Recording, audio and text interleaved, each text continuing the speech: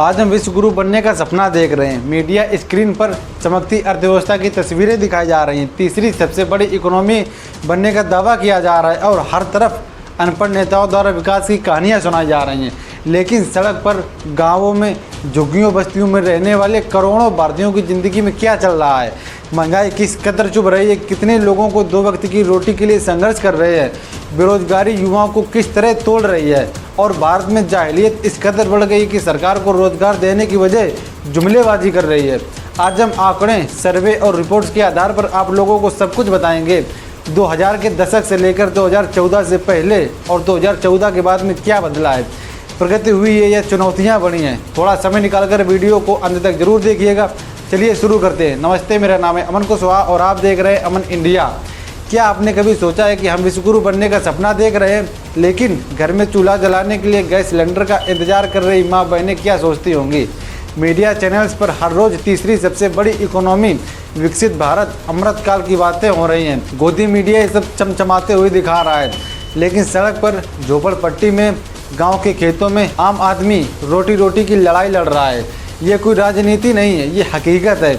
महंगाई ने किस कदर आम आदमी को लील लिया है। पेट्रोल, डीजल, गैस की कीमतें जीवन को महंगा कर रही हैं। कितने लोग सिर्फ एक वक्त का खाना खा पाते हैं। भुखमरी और कुपोषण अभी भी भारत में किस तरह फैल रही है। पानी की तंगी से न जाने कितने लोग अभी भी जूझ रहे हैं। कई किलोमीटर तक पानी के लिए भी दूर जाना पड़ता है। कल्पना कीजिए, आप सुबह उठते हैं, चाय की चुस्की के साथ अखबार पढ़ते हैं, सब्जी दाल के दाम आसमान छू रहे हैं। एक साधारण परिवार का बजट कैसे बिगड़ जाता है।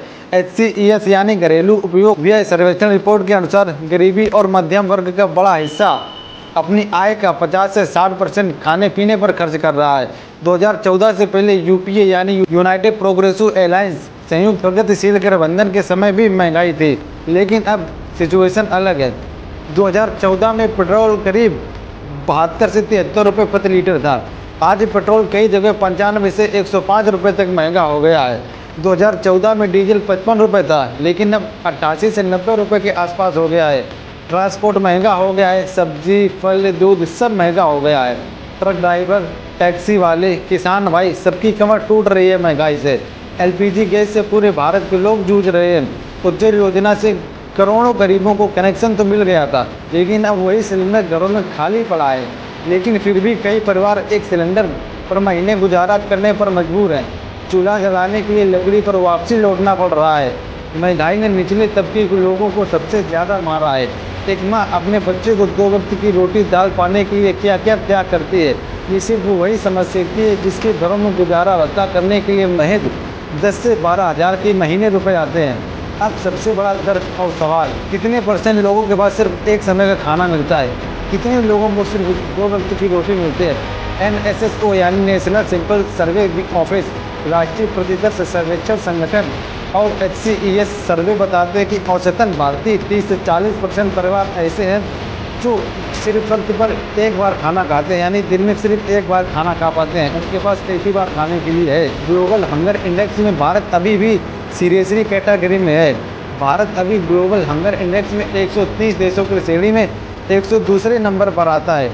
ये एक संख्या ही नहीं, मैं ये दर्शाती है कि भारत के लोग अभी भी ऐसी आबादी है जो एक व्यक्ति की रोटी के लिए भी तरस रहे हैं। और भारत के अंदर एक ऐसी आबादी है जो इस बात को महसूस ही नहीं कर पा रही है कि भारत में वो लोग भी रहते हैं जो एक वक्त की रोटी भी नहीं मिल रही है उनको।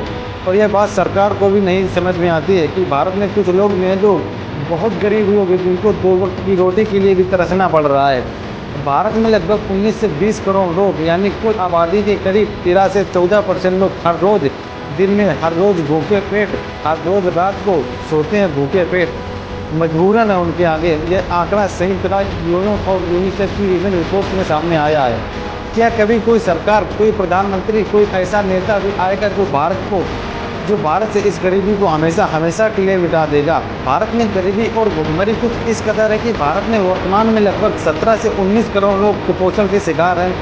कई रिपोर्ट्स के अनुसार में देश में हर रोज़ लगभग 7,000 लोगों की मृत्यु भूख और कुपोषण से जुड़ी बीमारियों के कारण हो जाती है। समझो, हर रोज़ लगभग 7,000 लोग ऐसे मर रहे हैं जिनको ना तो खाना मिलता है ठीक से, ना तो पानी मिलता है ठीक से, यानी वो कुपोषण का शिकार है। ऐसे लोग 7,000 पर डे मर रहे हैं। तो ये कहीं ना कहीं चौंकाने वाली बात है और हमारी सरकार को भी सोचना चाहिए। इस पर बहुत बड़ी आपत्ति है। महंगाई इतनी बढ़ चुकी है कि गरीब परिवारों को मासिक आय का एक बड़ा हिस्सा केवल बुनियादी भोजन पर खर्च हो जाता है। कई कम आय वाले परिवारों के लिए दाल, तेल, दूध जैसी आवश्यक चीज़ों के दाम पहुँच से बाहर हो गए हैं, जिनसे वो पर्याप्त पोषण से वंचित रह जाते हैं। महंगाई और भरण पोषण से जुड़ी मुख्य समस्याएं आसमान छूती कीमतें, आवश्यक खाद्य सामग्री जैसे आटा, दालें और खाना पकाने का तेल की लगातार बढ़ती कीमतों के कारण गरीब परिवारों को पोषण से समझौता करना पड़ता है।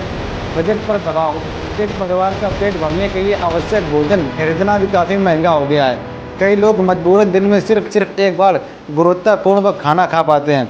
सरकारी सहायता, इस तरह की आर्थिक तंगी और कुपोषण से निपटने के लिए सरकारों द्वारा बाल विकास योजना और राशन वितरण जैसे पीडीए जैसी योजनाएं चलाई जाती हैं, जो ज़रूरतमंदों को कम कीमत पर अनाज उपलब्ध कराते हैं।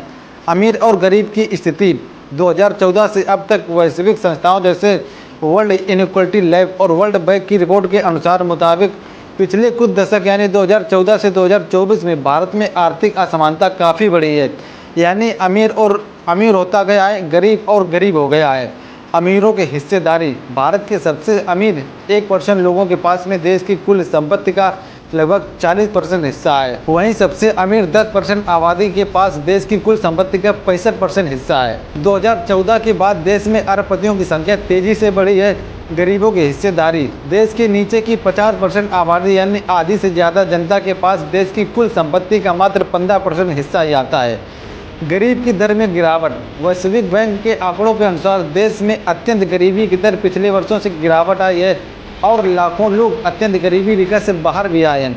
लेकिन मध्यम और गरीब वर्ग की दैनिक आमदनी और महंगाई के बीच खाई भी अभी भी बहुत चौड़ी बनी हुई है। भारत में गरीबी और आर्थिक समानता पूरी तरह खत्म न होने पर कुछ नीतियाँ निर्माण, उनके पीछे क्रियान्वयन और प्राथमिकताओं को लेकर सरकार चाहे कोई भी सत्ता में रहा है और निम्नलिखित कमियां और लापरवाही भी मानी जाती हैं। नंबर 1, रोजगार नीति और मैन्युफैक्चरिंग सेक्टर पर कम काम या कम ध्यान देना। फैक्ट्री नौकरियों में कमी, चीन या अन्य वियतनाम जैसे देशों में बड़े पैमाने पर मैन्युफैक्चरिंग फैक्ट्री सेक्टर को बढ़ावा दिया जाता है।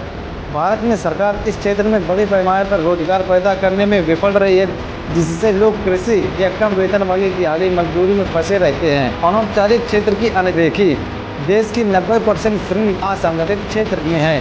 सरकार इसमें न्यूनतम वेतन और नौकरी की सुरक्षा को लेकर कड़े नियमों लागू करने में लापरवाही रही है। और नंबर 2 देख लीजिए, शिक्षा और स्वास्थ्य पर कम खर्च, कम बजट आवंटन। दुनिया के विकसित देश अपनी जीडीपी का एक बड़ा हिस्सा सरकारी स्कूल और अस्पतालों पर खर्च करते हैं। वहीं भारत में शिक्षा पर कुल जीडीपी का मात्र 3% और स्वास्थ्य पर मात्र 2% से भी कम खर्च किया जाता है। गुणवत्ता की कमी, सरकारी स्कूलों और अस्पतालों की बदहालता स्थिति कारण गरीबों को प्राइवेट स्कूल और प्राइवेट डॉक्टरों के पास में जाना पड़ता है। एक गंभीर बीमारी का इलाज गरीब परिवार की जमा पूंजी खत्म कर देता है और उन्हें दोबारा कर्ज के दलदल में धकेल देता है। नंबर 3 देख लीजिए, नीतियों का जमीन पर सही से लागू ना होना। भ्रष्टाचार और बिचौलिया, सरकारें योजनाएं तो बड़ी बड़ी बनाती है, लेकिन प्रशासनिक लड़ाई और भ्रष्टाचार के कारण उनका पूरा लाभ सीधे गरीबों तक नहीं पहुंच पाता है। हालांकि डिजिटल पेमेंट और आधार डीबीटी इसमें सुधार हुआ है, लेकिन अभी भी स्थानीय स्तर पर राशन की कालाबाजारी और योजनाओं में धांधली की शिकायतें आती हैं। अस्थायी राहत पर जोर, सरकारें अक्सर दीर्घकालिक समाधान जैसे मुफ्त कौशल प्रशिक्षण और उद्योग लगाना देने की वजह चुनावी लाभ के लिए मुफ्त चीज़ें बांटने पर अधिक ध्यान केंद्रित करती है, जिससे लोग आर्थिक रूप से आत्मनिर्भर नहीं बन पाते हैं। और नंबर 4 देख लीजिए, कृषि क्षेत्र में सुधारों की दैनिक गति, सब्सिडी का गलत वितरण। सरकारी कृषि पर बड़ी सब्सिडी बिजली खाद देती है, लेकिन इसका फायदा बड़े और अमीर किसानों को ही मिलता है। छोटे और सीमांत किसानों तक ना तो आधुनिक तकनीकी पहुंच पाती है और ना ही उन्हें फसलों का सही दाम यानी एमएसपी मिल पाता है, जिसके कारण ग्रामीण इलाकों में भुखमरी और तंगी बनी रहती है। अब नंबर 5 देख लीजिए, टैक्स सिस्टम और असमानता पर नियंत्रण की कमी, अप्रत्यक्ष कर का बोझ। भारत में जीएसटी जैसा टैक्स अमीर और गरीब दोनों पर समान रूप से लगता है। एक गरीब भी साबुन या तेल पर उतना ही टैक्स देता है जितना एक करोड़पति देता है। अर्थशास्त्रियों का मानना है कि सरकार अमीरों पर संपत्ति कर या अतिरिक्त टैक्स लगाने और गरीबों को सीधी नगद सहायता देने में कमजोर रही है। तो आज की इस वीडियो में हमने देखा कि महंगाई भारत में किस कदर है, किस कदर महंगाई ने भारत को 2 भागों में बांट रखा है। एक तरफ वो लोग जो अमीर लोग रहते हैं, एक तरफ वो लोग जो गरीब लोग रहते हैं। ऐसे ही मिलते हैं किसी अन्य टॉपिक या अन्य वीडियो में। तो चलते चलते एक बात और आप लोगों को बता दूं कि अगर चैनल पर नए आए हो तो चैनल को सब्सक्राइब कर लीजिए, क्योंकि सब्सक्राइब का कोई पैसा नहीं लगता है और आपका एक सब्सक्राइब हमें हौसला बढ़ाता है। तो ऐसे ही अमन इंडिया को देखते रहिए। नमस्कार, धन्यवाद।